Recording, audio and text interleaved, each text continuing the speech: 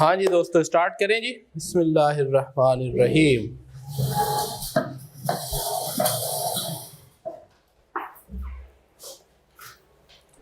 चलें जी, हम डिस्कस कर रहे थे बेसिक इन्वेस्टमेंट अप्रेजल, इसके डूज एंड डोंट्स हमने डिस्कस किए। कुछ आपको होमवर्क क्वेश्चन भी दिए। आपके पास एक क्वेश्चन है कामयाब मार्ट का। Do you have it? Attempt किया आप लोगों ने? दोस्त पीछे बैठे मैंने दे देंगे। हाँ जी, क्या अटेम्प्ट किया है हमने इसे डिस्कस किया था और हमने कहा था नेक्स्ट क्लास में हम डिस्कस करेंगे कामयाब मार्ट, राइट?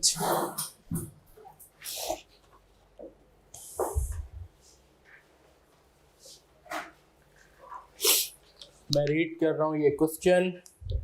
कामयाब mart, a large departmental store, was inaugurated 2 years ago in Peshawar with high financial prospects. However, in a recently concluded meeting, sponsors have shown concerns over its actual performance.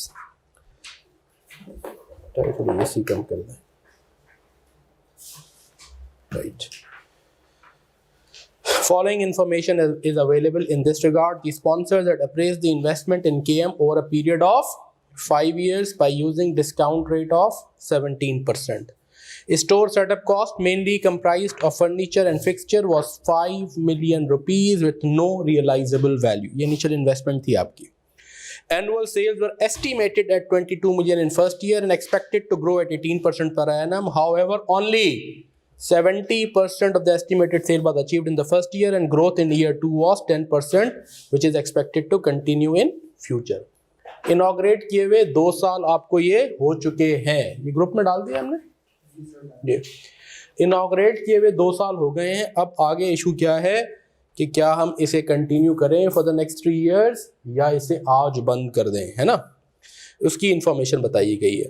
Margin on sales was estimated 18%, however actual margin turned out to be only 12%. Administrative cost were estimated at 1.2 and expected to rise by 15% per annum. ये बात हमने की थी।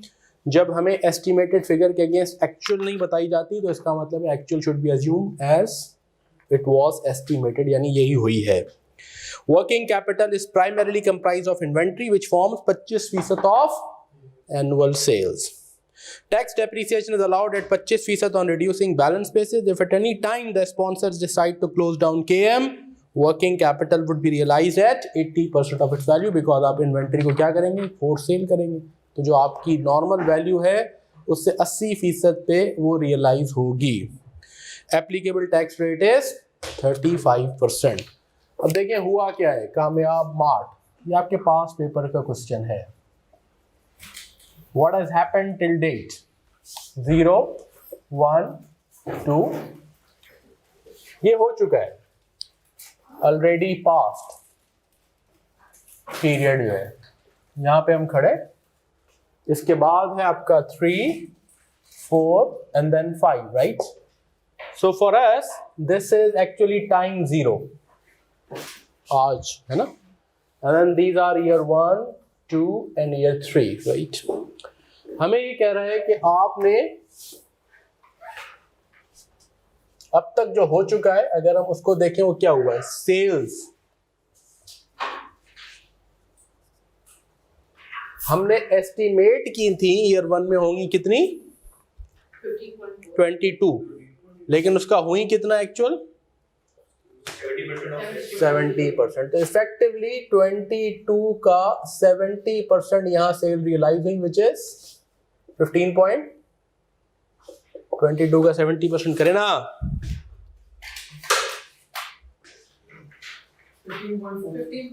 15.4। ये sales हुई। अगले साल इनकी ग्रोथ हुई एट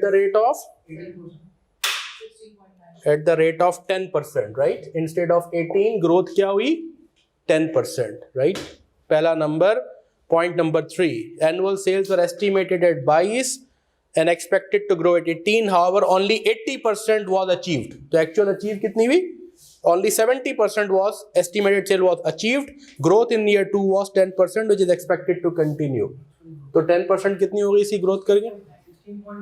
16.9। ये हमारी सेल्स हुई होंगी, राइट? इसकी बेसिस पे एक मार्जिन आया होगा हमारा एक्चुअल मार्जिन क्या आया है?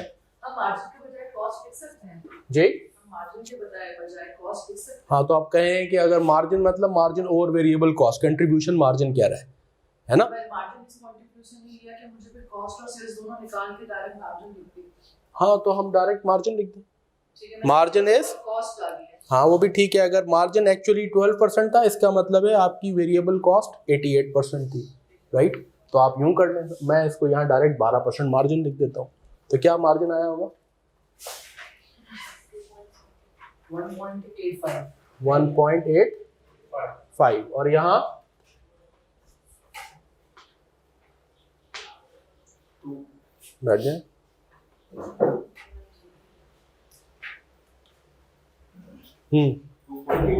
2.01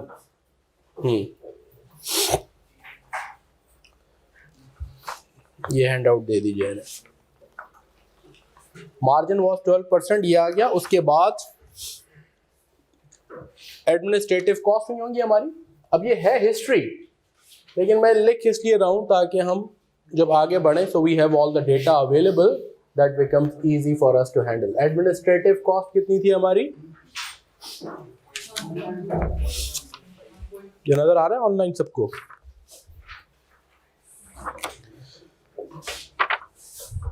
Administrative cost 1.2 and then rising by 15%. तो 15% करें इसका 1.4, राइट? उसके बाद क्या हुआ होगा? उसके बाद टैक्स डेप्रिसिएशन आई होगी, ऐसे ही है। Tax depreciation eight the rate of 25%, right? तो हमारी कितनी है ओरिजिनल एसेट्स की कॉस्ट? 5 मिलियन। 5 मिलियन इंटू 0.25 क्या फिगर बन गई? 1.25 यानी 3। 1.25 यानी 3 इंटू 0.75 0.9। सबके पास आ रही है ये फिगर? ये नहीं आ रही।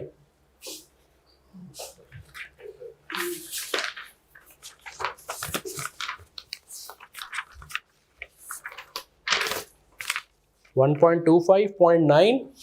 उसके बाद टैक्स, उसके बाद आएगा करें टोटल। जब पिछले 2 सालों में ये काम हुआ होगा, आप भी करते जाएं, हमारा ये मार्जिन आया होगा, उस पर एडमिनिस्ट्रेटिव कॉस्ट, फिर टैक्स डेप्रिसिएशन, जिसकी बेसिस पे टैक्स प्रॉफिट और लॉस।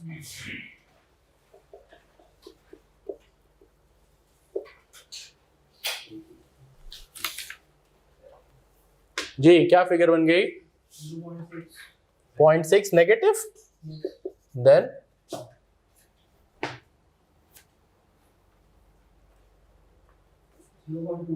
नेगेटिव 0.29 या 0.3 what ever you call, right? अब देखिए यहां हम रुक गए 1 मिनट। ये वो एग्जाम्पल है जहां हमने ये बात की थी कि कंपनी अभी इनकॉर्पोरेट हुई, कामयाब mart a large store was inaugurated 2 years ago, यानी यहां से तो ये स्टार्ट हुई है ना। इसका मतलब है यहां अभी ये अजम्पशन लेना कि the company has sufficient other taxable income against which the profit losses can be set off, ये नहीं कर सकते यहाँ। It won't be a reasonable assumption to carry. अब यहाँ क्या होगा? अब इन लॉसेस के कैरी फॉरवर्ड हो रहे होंगे, ऐसे ही है ना। इन लॉसेस पे अब हम सेविंग नहीं लेंगे। ईयर 2 पे क्या लेंगे? ये तो अभी कंपनी स्टैब्लिश हुई है, इसकी अदर इनकम तो हम अज्यूम ही नहीं कर सकते ना। ये तो मार्ट इनॉग्रेट ही अभी हुआ है, स्पॉन्सर जी तो सोच रहे हैं कि 2 साल पहले गलती हो गई, राइट? तो उन्होंने एक कंपनी स्टैब्लिश की कामयाब मार्ट के नाम से, हाँ, एक स्टोर। तो अब ये अज्यूम करना कि there is sufficient other taxable income of sponsors, ये थोड़ा सा क्रूड अजम्पशन हो जाएगी, क्योंकि हमें कहा गया है कि स्टार्ट ही अभी हुआ है। एक ऐसी कंपनी हो ना जो कि चल रही हो और वो एक प्रोजेक्ट करे, तो हम कहेंगे इस प्रोजेक्ट पे तो लॉस हो रहा है, but the company has sufficient other taxable income from other operations against which the loss can be set off and can generate tax saving। यहाँ इसका मतलब है लॉसेस कैरी फॉरवर्ड होंगे। हम आगे जब बनाएंगे, अगर कहीं प्रॉफिट आएगा तो पहले इन कैरी फॉरवर्ड लॉसेस को क्या करेंगे? उससे सेट ऑफ करेंगे, फिर कोई पेमेंट आएगी। इसका मतलब है there is no payment no saving. अभी। Is that okay? फिर हम क्या करते हैं, फिर एड बैक करेंगे।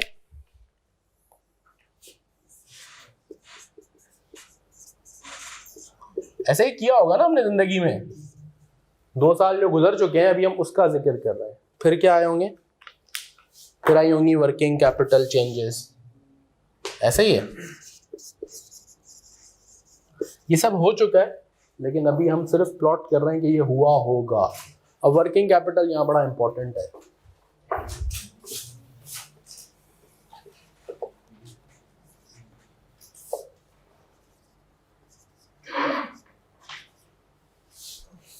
हमारा क्वेश्चन यहाँ स्टार्ट होगा कि ईयर 3 4 5 से ईयर 3 से स्टार्ट होगा। ये तो आपने ऐसे किया है। ऐसे ही किया, आपको सिर्फ एक्सप्लेन कर रहा हूँ क्या हुआ होगा वंस अपॉन अ टाइम, है ना, ताकि हमें बैकग्राउंड और कुछ इन्फॉर्मेशन रेलिवेंट भी है ना। ये मेरे पास डेटा होगा तो मैं आगे इसको इन्फ्लेट करना भी आसान होगा, depreciation. So I have to have those figures which will help us plot the future cash flows. अब आइए working capital. Working capital will be based on sales. ऐसा ही है, मैंने यहां एस्टिमेट की थी ईयर 1 की सेल्स 22 मिलियन, इसी की बेसिस पे मैंने एक वर्किंग कैपिटल रखा होगा ना, एस्टिमेट की थी फॉर ईयर 1 यहां।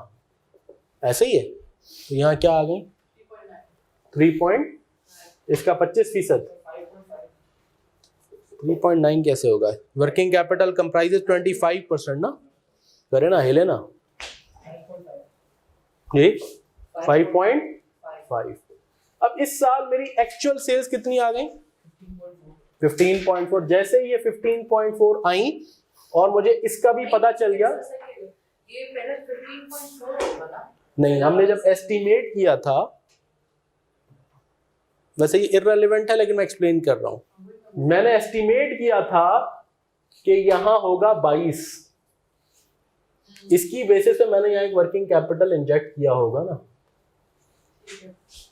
है ना। वर्किंग कैपिटल साल के शुरू में डाल देता हूँ ना मैंने एस्टिमेट किया था 22, उस 22 की बेसिस पे मैंने यहाँ 25 इंजेक्ट कर दिया होगा। जी सर, अगर हम वर्डिंग पे जाएं, यहाँ लिखा हुआ है 25% of annual sales. Annual sales estimated नहीं लिखा हुआ। नहीं हुआ, लेकिन मैं जब साल में शुरू किया होगा तो किया कहोगे, मैं प्रैक्टिकल बात कह रहा हूँ। तो वो तो मैं वो करता रहूंगा ना, अगर हाँ। रिक्वायरमेंट होगी जाएगी मैं इसको अज्यूम करूंगा। हाँ, लेकिन मेरा जो है हमेशा से अजम्पशन, ये बात आपकी ठीक है कि मैं आहिस्ता आहिस्ता, लेकिन हमारी अजम्पशन ये होती है कि जो मुझे वर्किंग कैपिटल ईयर का चाहिए होता है ना, उतनी मैं पैसे शुरू में इंजेक्ट कर देता हूँ। बिल्कुल ऐसे ही जैसे मैं अज्यूम करता हूँ कि everything occurs at the end of the year, which is not the case, ऐसे ही मैं अज्यूम करता हूँ कि वर्किंग कैपिटल की जो मुझे रिक्वायरमेंट है वो मैं साल के शुरू में इंजेक्ट कर दूंगा। ये अज्यूम कर, जो मैंने अजम्पशन ली है ये मैं डॉक्यूमेंट करूं कि वो डेट भी ना। हाँ, दैट वुड बी इनफ कि भाई जो मेरे, और यही डिफॉल्ट अजम्पशन है कि working capital requirement of a year you inject at the beginning of that year. That's a default assumption that you always take. Whatever is the working capital required for a year, you inject at the, क्योंकि so you start selling, so the debtors start building up, right? The creditors, the stock, you know, the working capital items start building up. है, उसके लिए तो assumption लिखना जरूरी नहीं है, जी। लेकिन अगर मुझे कोई और चीज लग रही हो जी। तो मैं कर रहा हूँ तो उसके लिए डॉक्यूमेंटेशन। फिर आप लिख लें डॉक्यूमेंटेशन। Yes, that's fine. अच्छा, अब आइए, अब मेरे एक्चुअल साल पे ये हो गया, और अगले साल की अब मेरी फोरकास्ट मुझे पता है वो क्या होगी, 16.9। तो अब अगले साल, पहले तो मैं बड़ा ऑप्टिमिस्टिक अजम्पशन के साथ चला कि मैं 22 मिलियन की सेल करूंगा, 18% की ग्रोथ करूंगा। वो हुआ नहीं, एक्चुअली हुई पहले साल 70% of the estimate sale, growth हुई 10%। अब मुझे पता है मेरी आगे ग्रोथ 10 होगी, तो इस साल के एंड पे खड़े होके मैंने इसका 25% बेसिकली वर्किंग कैपिटल अज्यूम किया होगा। ऐसा ही है ना, विच बिकम्स व्हाट 4.2, राइट। अब अगले साल की सेल्स, राइट, अब मुझे पता है मेरी ग्रोथ कितनी है, 10%। करते जाए जरा, सेल्स क्या बनेंगी, 18.6 sales, 18.6, देन 20.5, 20.5, 22.5। अब हर साल इसका 25%, इसका 25%, इसका 25% वर्किंग कैपिटल होगा। ऐसे ही है ना, राइट। अब मेरा क्वेश्चन क्या कहता है, अब यहाँ पे मैं रुक गया। ये आज की तारीख में यहाँ तक कामयाब मार्ट पहुँच चुका है इफेक्टिवली, 2 साल गुजर चुके हैं, ठीक है जी। आइए 2 साल गुजर चुके हैं, 2 साल गुजरने के बाद यहाँ तक तो आप पहुंच ही चुके हैं। अब आपकी वर्किंग कैपिटल चेंजेस क्या हुई होंगी, मैं ये भी लिख देता हूं ताकि मैं ऐसे क्लोज करूं। यहाँ 5.5, यहाँ क्या हुई होगी, करें 1.3 पॉजिटिव पॉइंट, हाँ 1.3 पॉजिटिव, ऐसा ही है। एंड देन सो ऑन आगे आएगा। आपकी यहाँ वर्किंग कैपिटल आया होगा 5.5, आपका यहाँ 1.3, 5.50 हाँ 5.5 ईयर 0 पे, और 1.3 यहाँ। और अब आप इसकी बेसिस पे यहाँ आपने क्या किया होगा, 25% इसका करें ईयर 2 के एंड पे 4.7, और इसका आ गया 0.5, ऐसे ही है।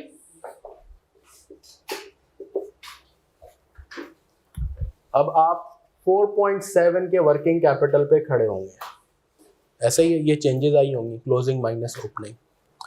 अब क्वेश्चन ये कह रहा है, क्वेश्चन जैसे हमने पहले शुरू से बात की, क्वेश्चन ये नहीं कह रहा है कि ये मार्ट फाइनेंशियली वायबल होगा या नहीं, इसकी फीजिबिलिटी निकालें।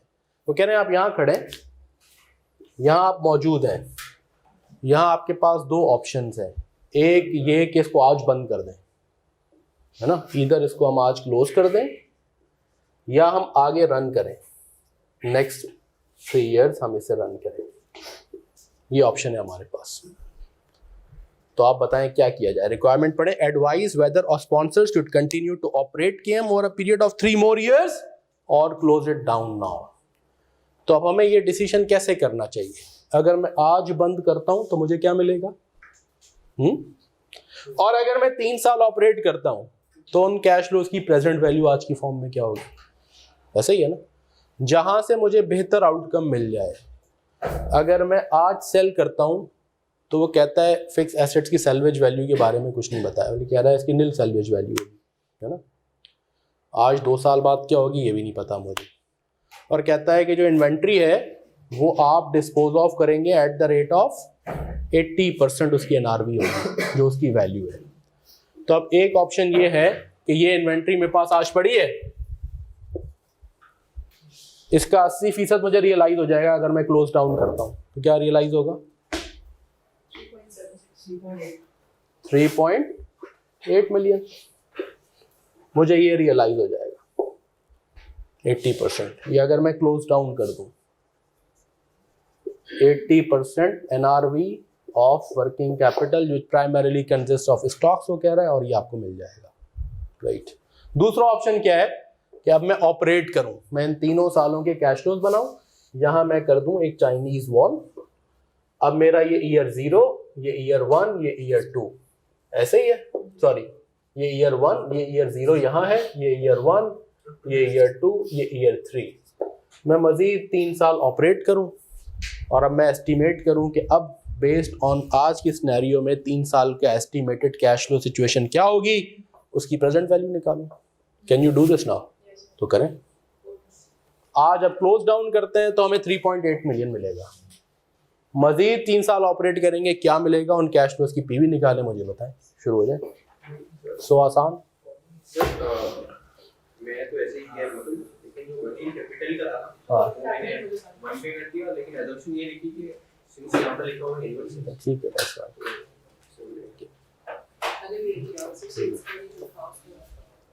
कोई इशू नहीं। आपने हर साल के सेल्स का एंड में 25% ले लिया, तो इसी साल का 25 ले लिया ना, हर साल का, यही कह रहा हूँ मैं, रादर देन कि आप इन द बिगनिंग करें, कंसिडर ही नहीं, कोई बात नहीं। इसकी तो खैर शायद रेलेवेंस है नहीं इतनी, यहाँ पे आके रेलेवेंट हो जाएगी। आपने इसी का 25% यहाँ ले लिया 4.2, है ना, इतना सा फर्क आ गया, दैट्स फाइन, कोई हर्ज नहीं। 1 से 1.5 marks. The fundamental principle is, नहीं यहाँ तो देखे ना, यहाँ तक तो कोई इशू नहीं है, तो ये तो मैंने सिर्फ आपको समझाने के लिए वर्किंग की। ये 22 और यहाँ तक तो इन कैश फ्लोज की कोई अहमियत नहीं है इस क्वेश्चन में। 3, 4, 5 का थोड़ा सा फर्क है। कैपिटल तो गलत आएगा, हाँ, that's fine. एचडीबी गलत आएगा इसका। 1 से 1.5 मार्क्स का फर्क पड़ेगा बस। It's just the assumption that you have taken is different. और अगर वो assumption भी आप लिखते हैं दैट्स इज फाइन। इसलिए आप अगर अभी वर्किंग शो करते हैं this is what you have done, तो शायद वो भी डिडक्ट ना हो।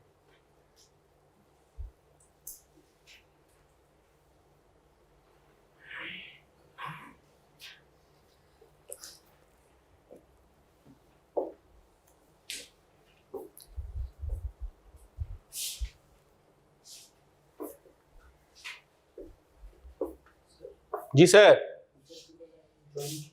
जी जी बताएं।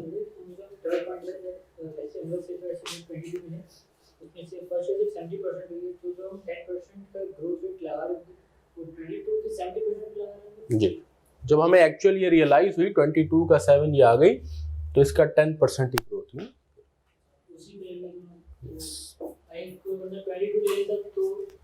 देखो जब उसने फीजिबिलिटी बनाई होगी तो उसने 22 रख के 18% की ग्रोथ से बनाई होगी, बट दैट्स इररेलेवेंट। आज मैं फीजिबिलिटी नहीं बना रहा, अब यहाँ तक एक्चुअलाइज हो चुका है डेटा। वो कह रहा है ये मुझे रियलाइज हुआ, इतनी ग्रोथ मुझे मिली, ये तो एक्चुअल हो चुका है ऑलरेडी। पास्ट 2 सालों का डेटा सिर्फ मैं बता रहा हूँ ये हुआ है, ठीक है, तो ये तो हो चुका है। अब जिस दिन उसने फीजिबिलिटी बनाई होगी तो उसने 22 रख के 22 पे 18 ग्रो करके किया होगा, अपनी फीजिबिलिटी बनाई होगी, बट दैट इज इररेलेवेंट। आज ये हो चुका है, आज हम यहाँ खड़े हैं, यहाँ खड़े होकर अब हम ये फैसला कर रहे हैं क्या मैं इसे बंद कर दूं या मजीद कंटिन्यू करूं। So what is important is decision relevant items जो हम बात कर रहे हैं। यहाँ तक कि आइटम्स इररेलेवेंट है except for the closing working capital, कि आज मैं क्लोज करता हूं तो मुझे इसका 80% मिलेगा। अब रेलेवेंट क्या है, या ये इसका 80% या 3 साल के मजीद फ्यूचर कैश फ्लोज की पीवी, ये मैं कह रहा हूं आप निकालें।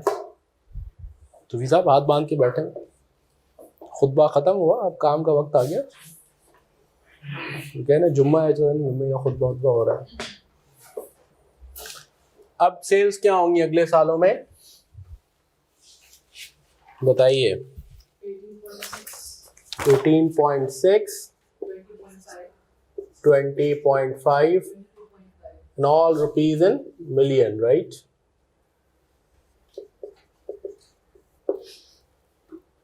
22.5, right? अब इसका 12% है कंट्रीब्यूशन मार्जिन, तो हम उसकी बात कर लेते हैं।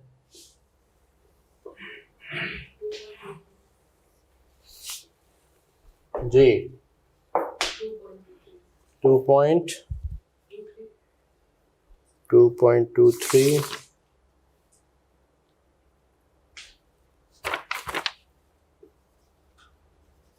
then 2.5,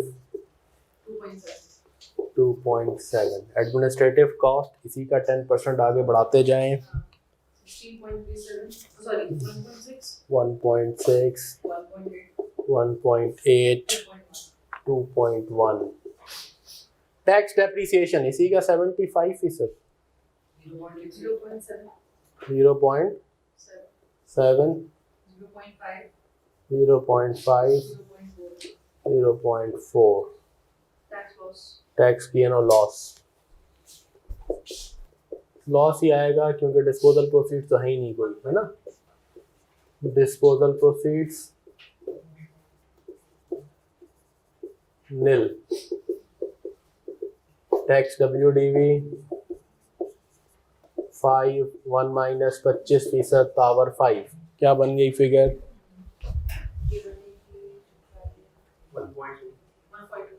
1.2, क्या बन गया लॉस 1.2, ये भी आ गया 1.2। अब क्या बन गया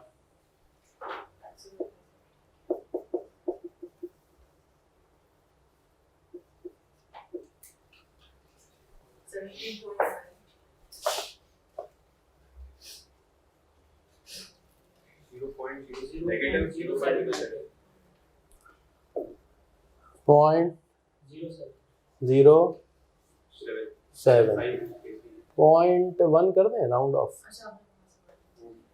0.75 इज 0.1, कोई गमज़दा होने की बात नहीं है इसमें। जी पॉजिटिव नेगेटिव 0.2 पॉजिटिव, -1. -1. अब देखें इनफ कैरी फॉरवर्ड लॉसेस, एक जगह बेचारा 0.2 हल्का सा आया है, एब्सोल्युटली नो टैक्स पेमेंट्स, है ना. हम ये लिख देते हैं because of carry forward of losses there will be no tax payment in year 2 which is actually year 4. ऐसे ही है जी. जी अभी हम एक्सप्लेन किया था हमने, हम दोबारा करते हैं. चूंकि ये कंपनी अभी इनकॉर्पोरेट हुई हुई है, अब हम यहाँ अजम्पशन ये लेना कि there are sufficient other taxable income. बनाई अब मार्ट, है ना, एज अ डिपार्टमेंटल स्टोर. ये कहा जाता है एक कंपनी है जिसके बहुत सारे ऑपरेशन हैं और उसने एक छोटा सा प्रोजेक्ट किया है, तो हम कह सकते हैं कि जी there are sufficient other taxable income against which. तो स्पॉन्सर्स ने खोला ही अभी है, तो इस कंपनी चूँकि इनकॉर्पोरेट अभी हुई है और इसके पास लॉसेज हैं, तो हमने इस पर कोई सेविंग नहीं ली. We did not assume there are sufficient other taxable income against which these losses will be set off, so there will be no tax saving. When there is no tax saving, what will happen with the loss? यानी ये loss किसी और income से adjust नहीं हो पाएगा. अगर adjust नहीं होगा तो क्या होगा, कैरी फॉरवर्ड होगा. तो by this year you will have a carry forward loss of 0.8. By this it will become approximately 0.9.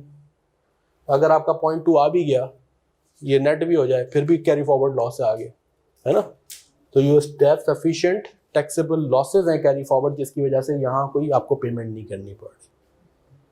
और because the company is incorporated, so you are not assuming any tax saving, that there is no other taxable income जिसके against ये set off हो सके. ये वो scenario है. याद है मैंने कहा था जब हम टैक्स पढ़ रहे थे, बात सिनेरियो ऐसा आ जाएगा जब कहा जाए कंपनी अभी बनी. अब जब अभी बनी तो आपका ये असम्पशन लेना मुनासिब नहीं है कि कंपनी के पास दूसरे ऑपरेशंस हैं जिससे ये इनकम बन रही है. अब क्या करेंगे हम, अब वही एड बैक, इन सबको ऐड बैक कर देंगे हम. तो ये आ जाएगा 0.7, 0.5, 0.4, 1.2.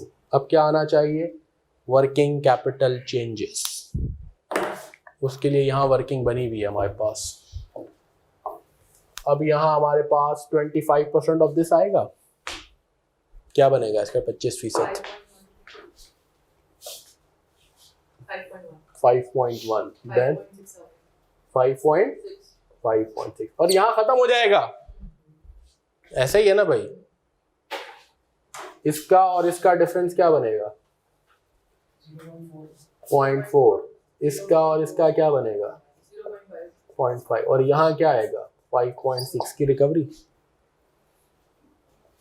अब इस 5.6 की जो रिकवरी है, ये हमें क्या बताया गया, कितनी रिकवरी होगी एट द एंड. क्वेश्चन कहता है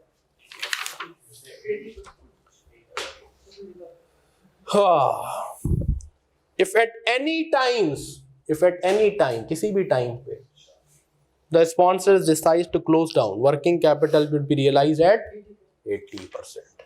तो अंडरलाइन एनी टाइम. हम ये कह रहे हैं अगर 5 साल बाद भी आप बंद करेंगे तो भी इसमें भी ये शामिल है.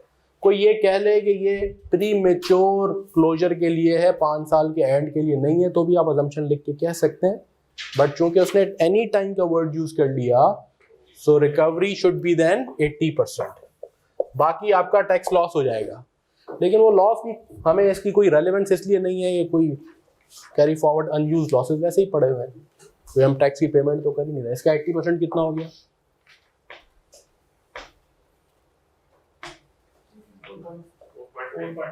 4.5. तो अब एक ये आएगा cash loss, this and this, ये इनकॉर्पोरेट कर दें हम यहाँ वर्किंग कैपिटल में. 0.4, 0.5 और 4.5. अब इसको करें टोटल आप.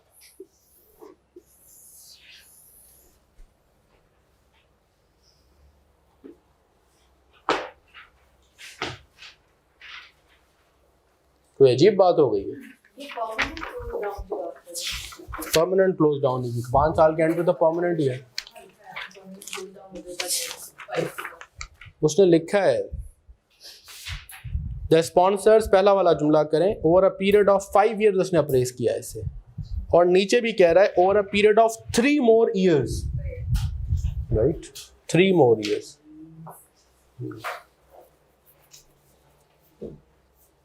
तो भी साहब क्या फिगर बन गई? 0.2 पॉजिटिव, then 0.2 पॉजिटिव, then के अलावा तो कोई कैश फ्लोज नहीं है ना भाई, डिस्पोजल प्रोसीड्स है ही नहीं कोई.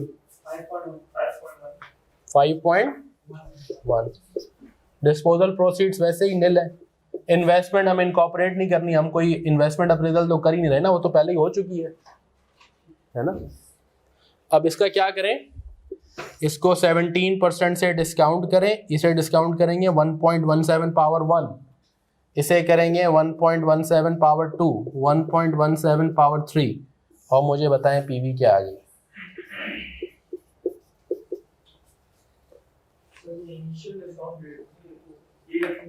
यही रखेंगे, कोई दूसरा तो बताया ही नहीं. इसका मतलब है मेरी रिक्वायरमेंट ही 17 थी, आज भी यही है.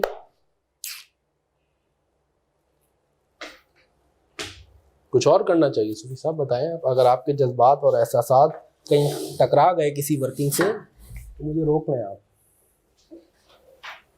बोले खुल के बोले, ये ना सोचे ये लोग क्या बोलेंगे. सर हर कैश फ्लो को डायरेक्टली नेट ऑफ टैक्स लेने हैं, 35% टैक्स लेके तो हम हर एक रुपए का पैसा ले लें. तो अब इसलिए नहीं हो सकता कि टैक्स तो लगा ही नहीं यहाँ पे, लॉस आ गया. नहीं, तो ये मतलब इस तरह नहीं कर सकते कि गलत हो गया.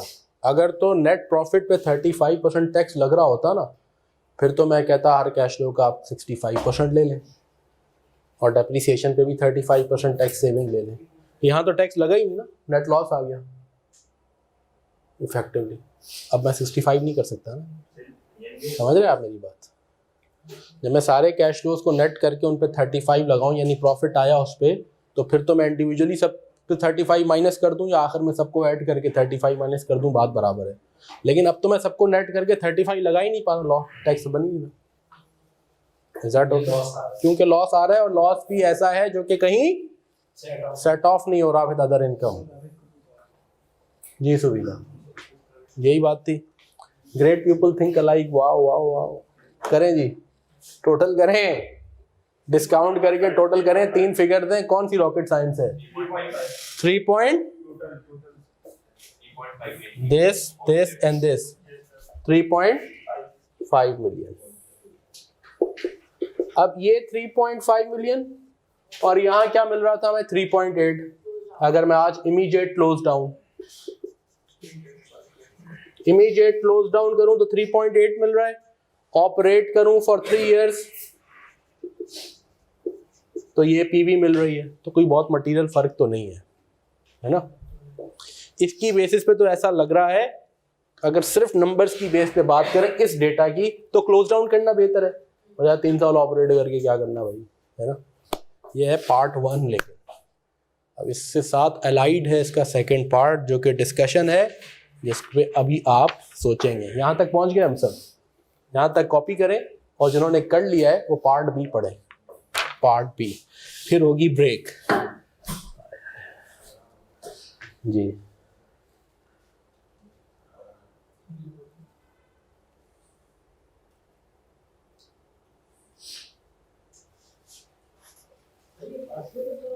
जी, पास पेपर का सवाल है आपके. अटेम्प्ट है, लिखी हुई होगी मेरे पास इसमें. Yes, summer 2015, question number 1, BFT था अभी पहला क्वेश्चन. NPV क्वेश्चन है, बहुत ही आसान था क्वेश्चन. 16 मार्क्स, यानी तो प्लेट में रख के उसने मजे 16 मार्क्स दिए. सोचे आपने, only 34 more to pass.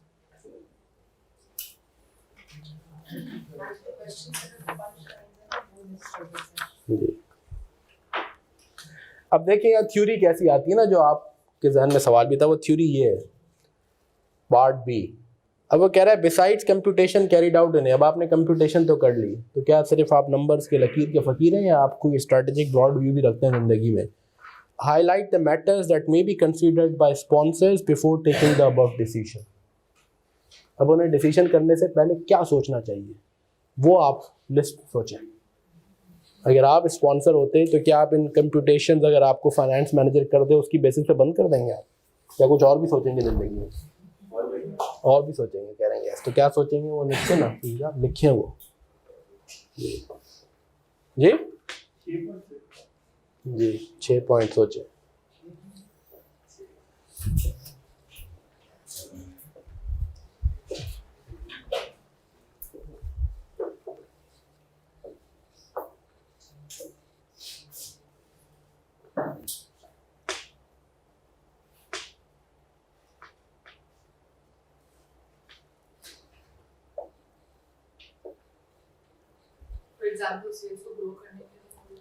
For example, you can challenge the assumptions.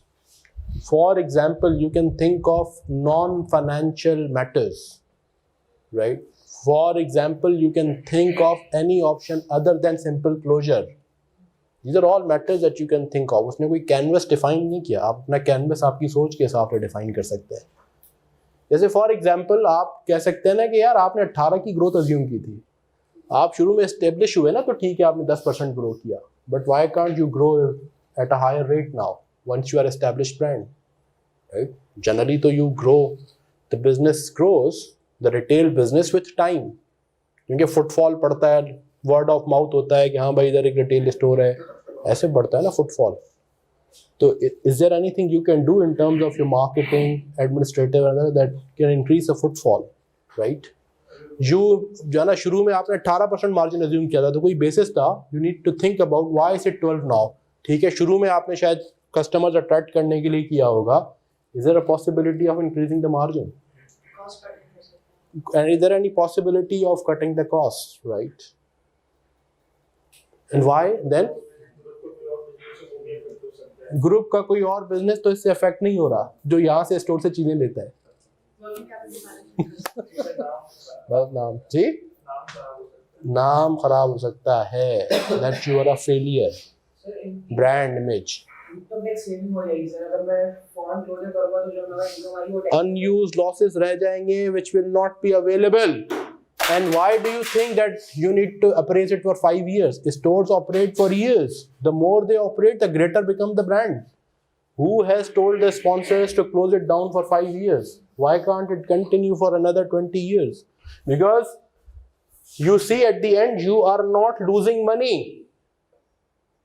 Right? You are marginally making operating cash flow positive. Your operating cash flow is positive.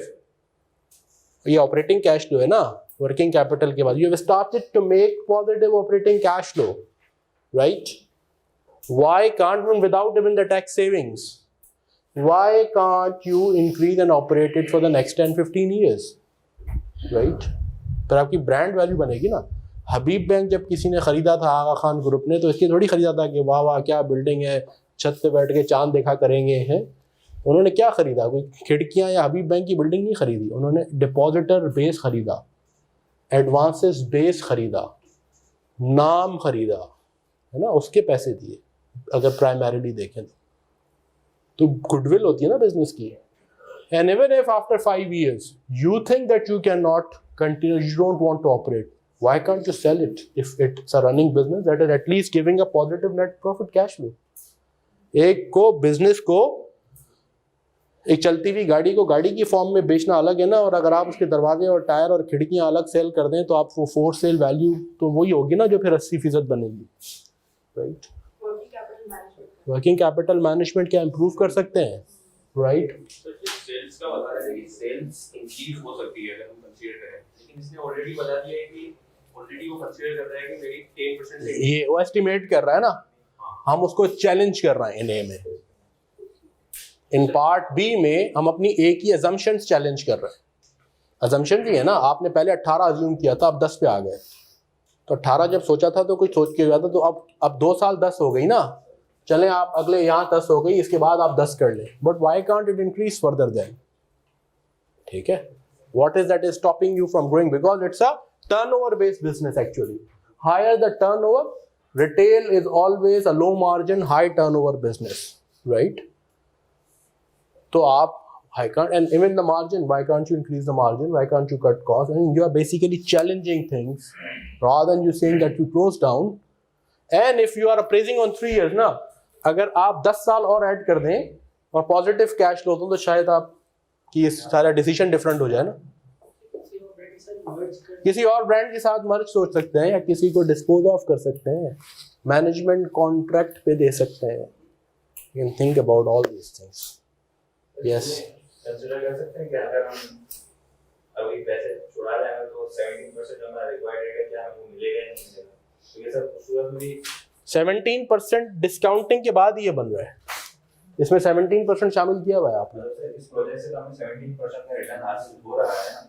हम ये कहेंगे कि अगर इससे जो पैसे हमारे लिक्विडेट होंगे हमारे पास कोई और इन्वेस्टमेंट रेवेन्यू है कि जिसका हम अपना रिक्वायर्ड रेट हासिल कर सकते हैं. ये भी है कि भाई अगर आप आज बेचेंगे तो आप क्या करेंगे आगे जाके, ये भी एक क्वेश्चन हो सकता है. That you should also think about it before taking that decision. Yes, do you have an alternate better investment Avenue available that can, जिससे आप मल्टीप्लाई कर लें कुछ, ये भी कह सकते हैं. Yes, is that good enough for 6 marks, right? And you can articulate. जी झूठ है ये सब. I think it is good enough. अगर आप ये 4-5 पॉइंट्स भी लिख दें. 1, that you challenge the assumptions. Second, यानी the computational assumptions. Second, you challenge the period.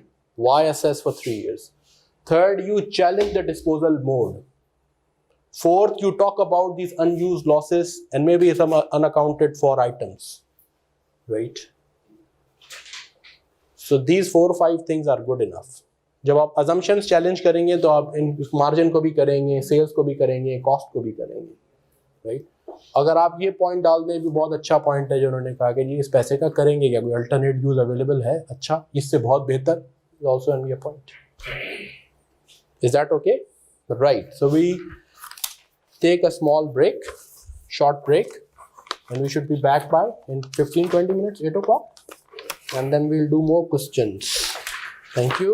We should be back in 15 to 20 minutes after Maghrib prayers.